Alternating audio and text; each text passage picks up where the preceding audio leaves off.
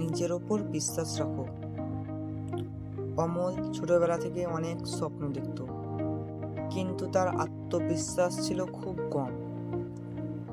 সে সব সময় ভাবতো, আমি পারবো তো।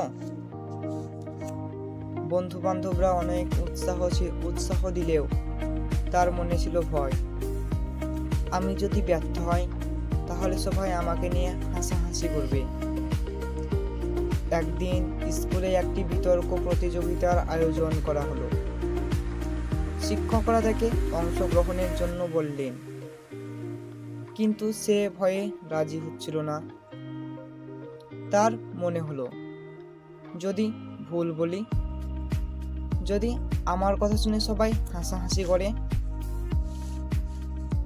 তার মা একদিন তাকে বললেন, অন্যেরা তোমার উপর বিশ্বাস রাখলেও যদি তুমি নিজের প্রতি বিশ্বাস না রাখো তাহলে কিছুই সম্ভব নয়। সব সফল মানুষ একদিন কোথাও না কোথাও ব্যর্থ হয়েছে, কিন্তু তারা থামেনি, কারণ তারা নিজের ওপর বিশ্বাস রেখেছিল বলেই তারা আজকে সফল হতে পেরেছে।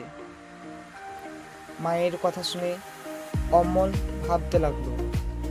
সে নিজেকে প্রশ্ন করলো, আমি যদি চেষ্টাই না করি তাহলে জানবো কিভাবে আমি পারবো কি পারবো না। অবশেষে সে সিদ্ধান্ত নিল, সে যদি প্রতিযোগিতায় অংশ নেবে।